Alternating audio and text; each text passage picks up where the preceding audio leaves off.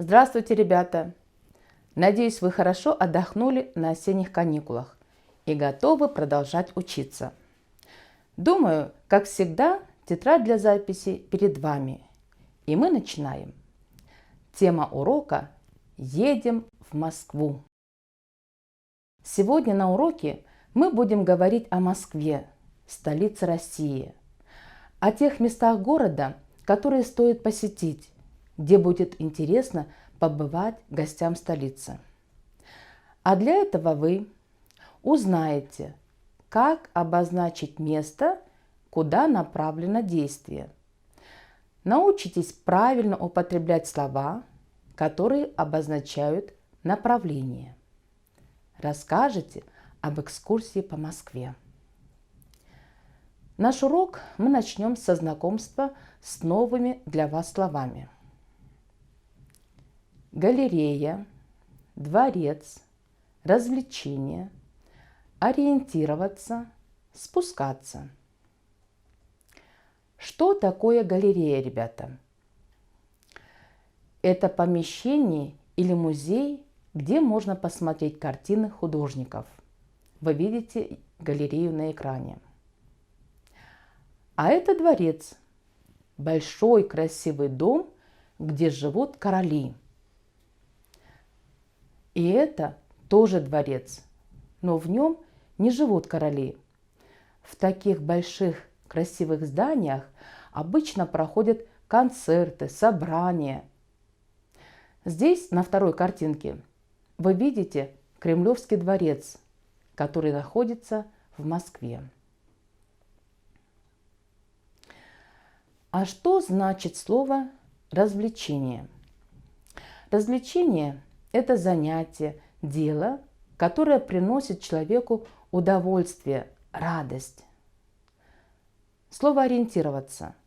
Оно означает определить место, где кто-либо находится, или определить, куда надо идти или ехать.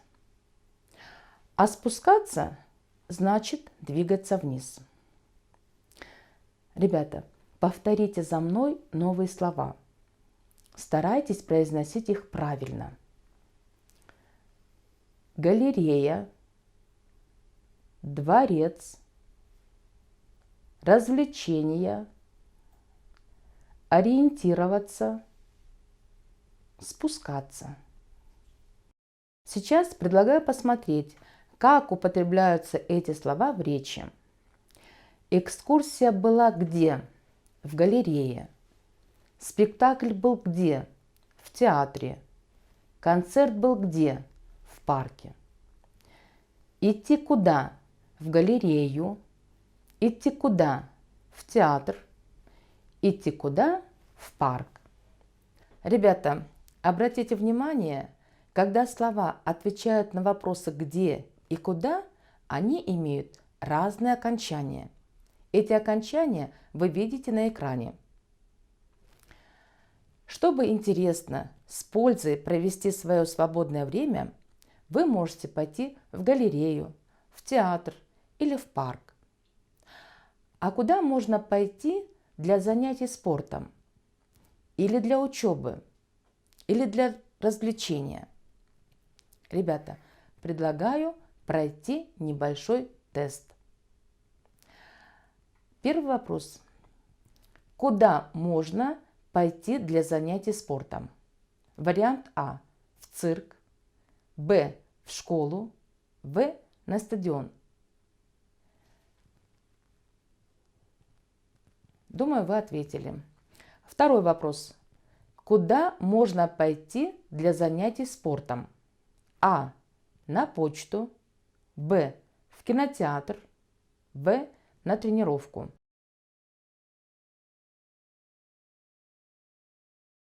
Третий вопрос.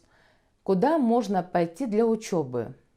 А – на почту, Б – в библиотеку, В – в столовую.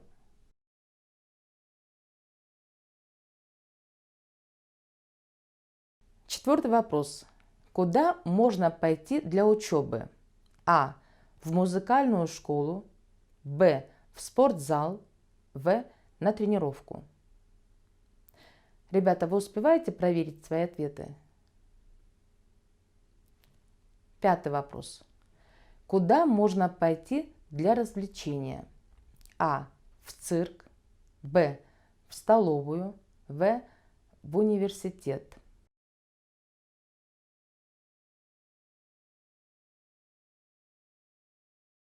Шестой вопрос. Куда можно пойти для развлечения? А. В больницу. Б. В библиотеку. В. В кинотеатр.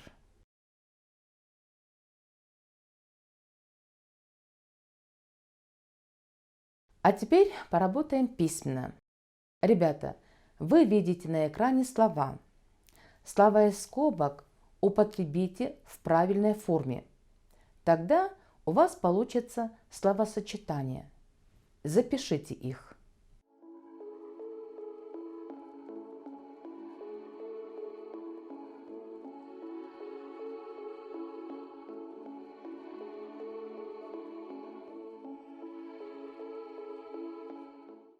Давайте проверим. Пойдем в столовую. Это ваше первое словосочетание. Второе. Поедем в Москву. Вышли во двор. Приезжает в столицу. Поедем на площадь. Надеюсь, вы написали эти словосочетания, как здесь на слайде. Ребята, у вас есть рабочие тетради для 6 класса? Давайте выполним задание из этой рабочей тетради. Посмотрите на эти красочные рисунки. А задание такое.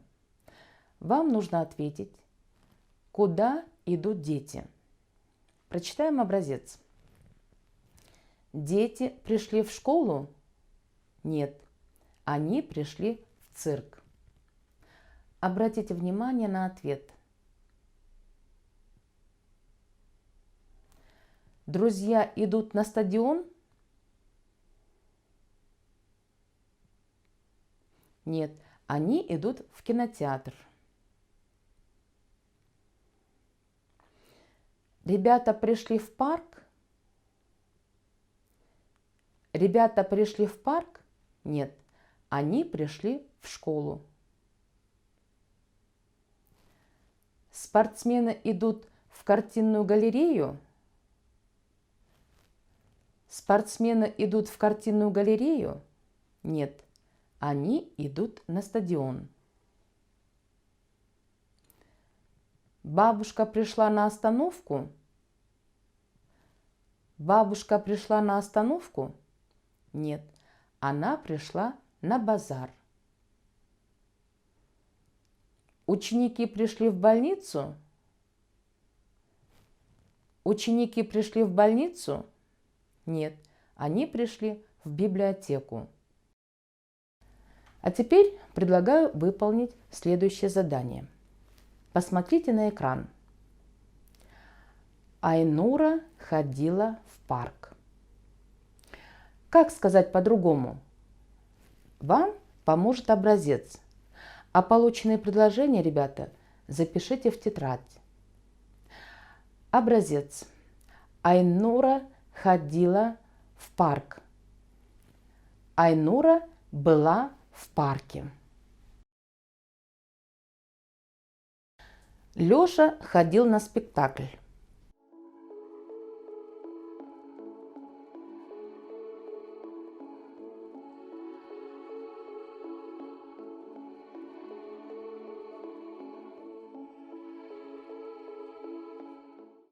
Проверяем.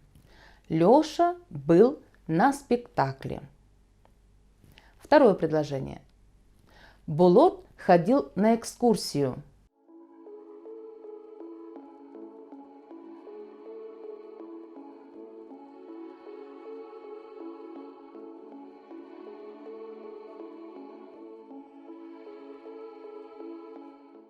Проверим.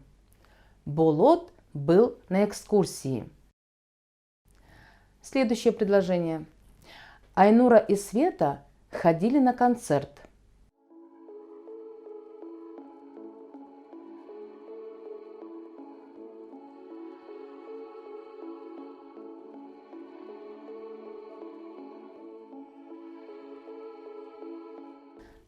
Айнура и Света были на концерте. Саша ездил на соревнования.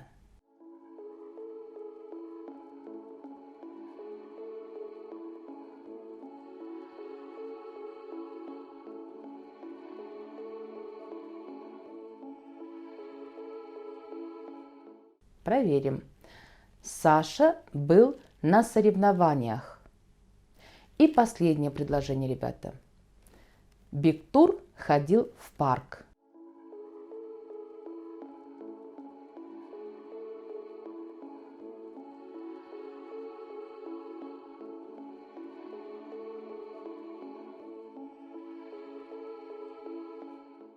Бигтур был в парке.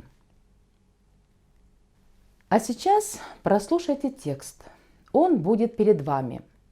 В этом тексте, ребята, есть выделенные слова. Подумайте, что объединяет их. Раньше говорили, все дороги ведут в Рим. Сейчас говорят, все дороги ведут в Москву. В Москву приезжают отовсюду. Все, кто приезжает в столицу России, идут на Красную площадь. Гости обязательно идут также в Кремль. Здесь можно увидеть царь-пушку и царь-колокол. Можно пойти на экскурсию в музей, на концерт в Кремлевский дворец. Если спуститься под землю в метро, можно доехать до Воробьевых гор. Оттуда видна вся Москва. А если выехать за Московскую кольцевую автомобильную дорогу, можно увидеть огромные поля. Здесь Москва кончается. А может быть, начинается для тех, кто приезжает в город. Их встречают 6 больших каменных букв. Москва. Ребята, прочитайте текст еще раз и подумайте, что общего между выделенными словами.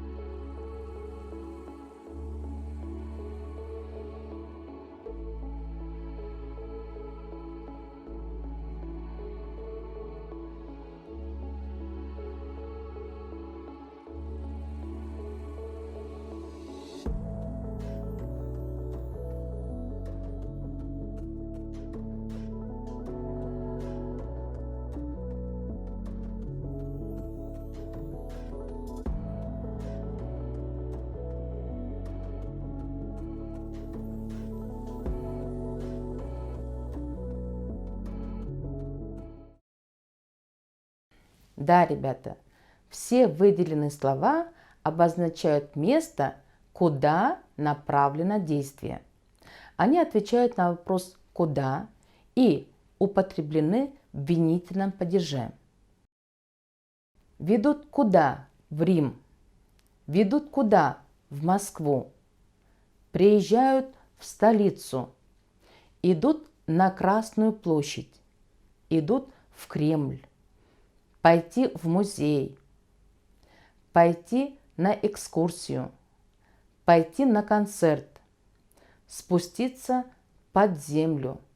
Спуститься в метро. Выехать за дорогу. И еще. Обратите внимание на предлоги, с которыми употреблены имена существительные.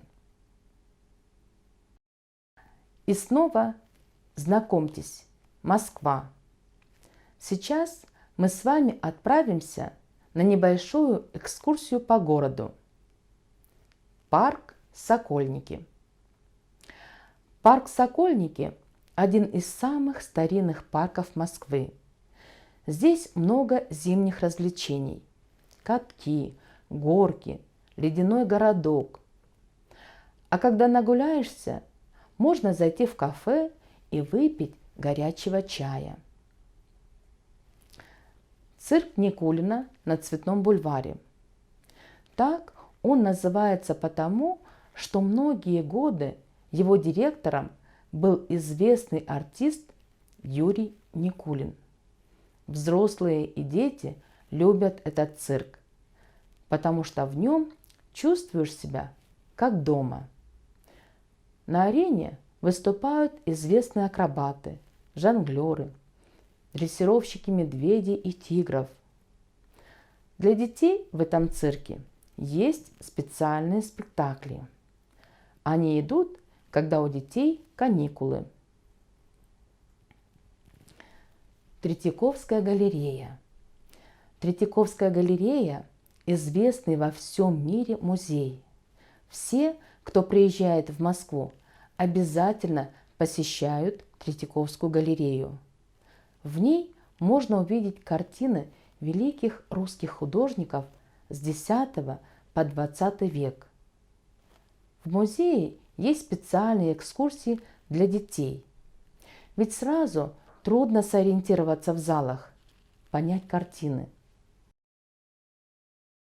Как вы увидели, ребята, в Москве очень много интересных мест, где стоит побывать. Если когда-нибудь захотите поехать в Москву или узнать о ней больше, советую найти и внимательно изучить информацию о городе. Информацию можете найти в интернете. Уверена, ваши мамы, папы или старшие братья и сестры помогут вам это сделать. А сейчас хочу напомнить, с какими словами употребляется предлог «в», а с какими предлог «на». Идти куда? В театр. Идти куда? В музей. Идти куда? В цирк. Идти куда? На концерт. Идти куда? На экскурсию. Идти куда? На представление. Ребята, я предлагаю сфотографировать следующий слайд, а после урока переписать слова на листок и положить в портфолио в раздел «Справочные материалы». Если вдруг забыли, как правильно «на» или «в», то всегда можно будет посмотреть в подсказку. Посмотрите, как правильно отвечать на вопрос «куда». Итак, ребята, слайд подсказка.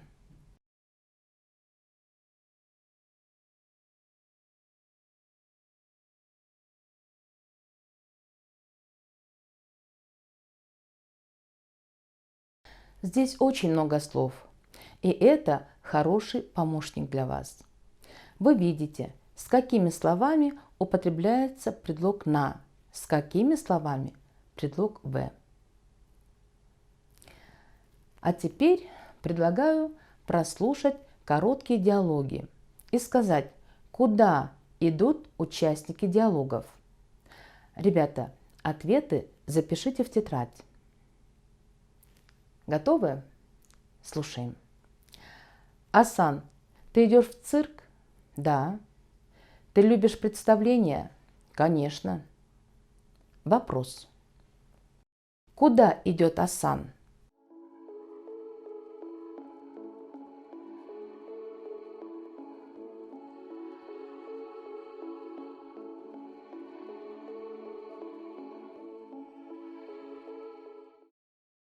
Асан идет в цирк. Следующий диалог. Айнура, ты идешь в музей? Нет, не в музей, на выставку. А что там? Там интересные фотографии. Ребята, вопрос. Куда идет Айнура?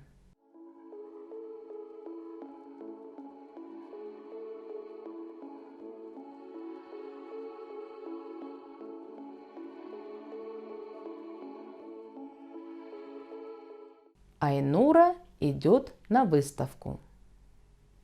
Вы так записали? Следующий диалог. Слушаем, ребята. Леша, ты идешь на стадион? Да. Там соревнования? Да. Куда идет Леша?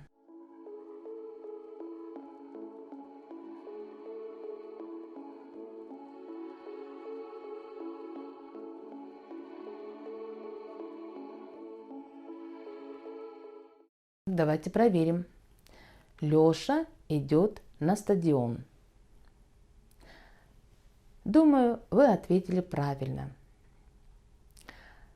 А сейчас, ребята, о том, как продолжить работу самостоятельно.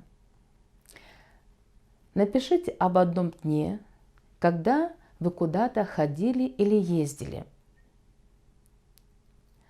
Вам помогут следующие вопросы. Почему вам запомнился этот день? Какая была погода? Куда вы решили пойти? Кто с вами пошел? Что вы увидели? Что было особенно интересно?